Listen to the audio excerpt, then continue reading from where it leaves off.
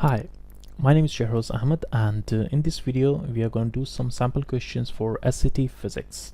So I have opened a test for SAT Physics. So what we do is we'll do some questions. I'll explain you the questions and the solutions, and let's see how it goes. So let's start off with the first question. It says, which graph represents the total heat produced by a resistor carrying a steady current as a function of time from t equals to 0? Alright, so for this one, basically as the time increases, the heat that is being produced by the resistor, it also increases. So as the time is increasing, the heat should increase, so it should be this graph. But let's see the other options as well. So here the heat is being varied because the heat is in the y-axis, the time is in the x-axis, so this could not be the option. And for this one, as the time increases, the heat remains constant, so this also won't be considered as the option. Now let's see the next option that we have. Option D says there's no graph over here. Option E says as the time increases, the heat decreases, so this will not be the option, so we'll have the correct option as option A. So for this question I will select A. That will be correct. Now let's move on to the next one now.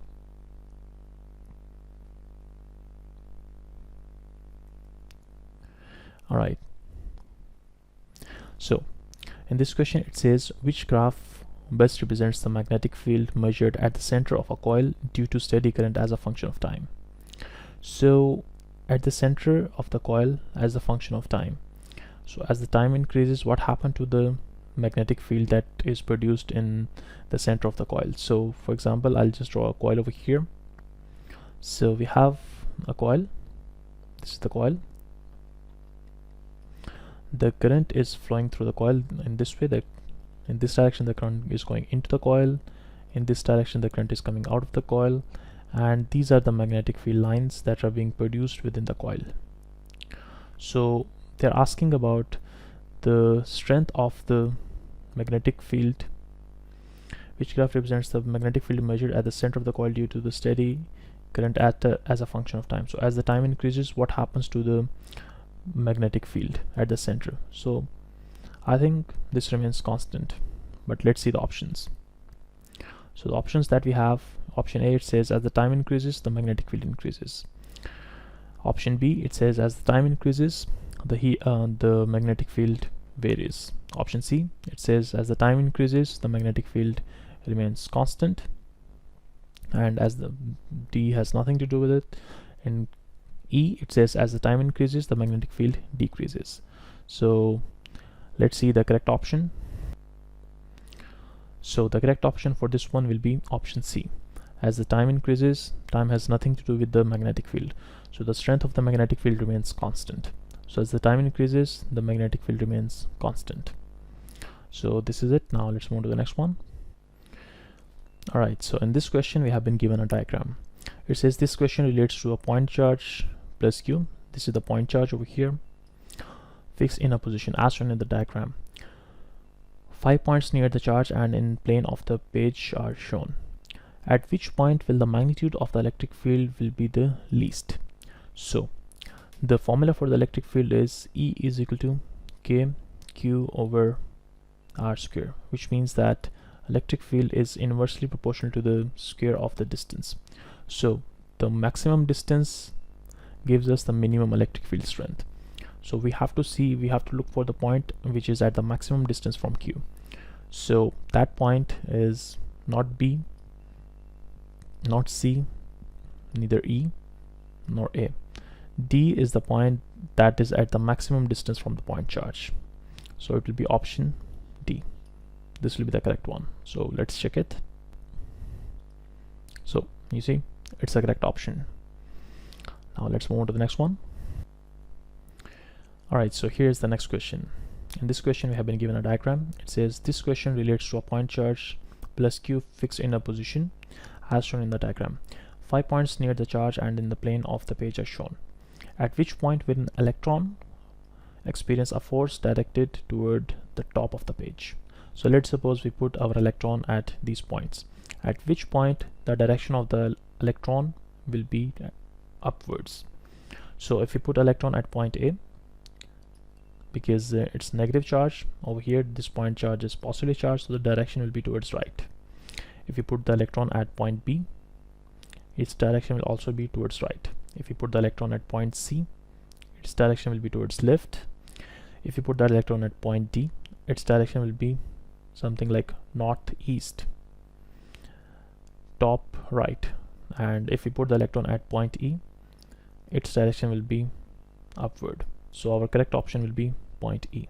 So here you go. So let's check the answer. You see, it's the correct option. So this is how you can find out the direction of the electron. That will be to the top of the page. Now let's move to the next one. Alright, so here's the next one.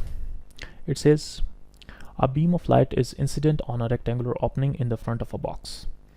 So this is the beam of light that is incident on the opening of a box, as shown in that side view above. The back of the box is open. After passing through the box, the light is incident on the screen. The following devices may be in the box positioned as shown. These devices they are talking about, these lenses, this type of glasses. Which device could produce a tiny spot of light on the screen?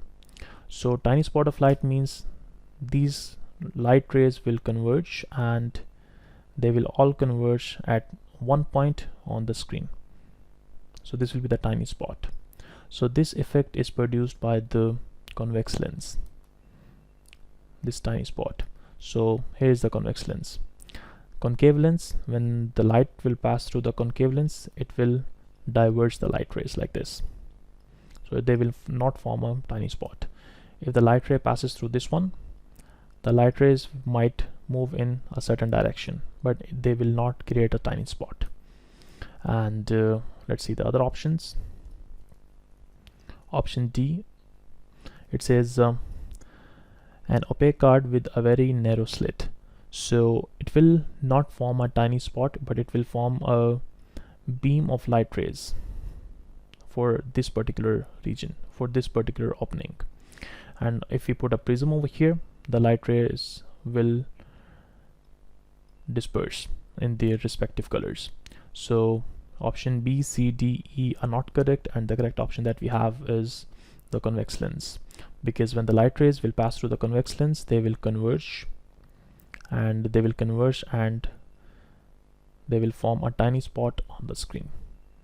But over here you have to make sure that the screen should be placed at the distance of one focal length from the lens. For example, this is the screen.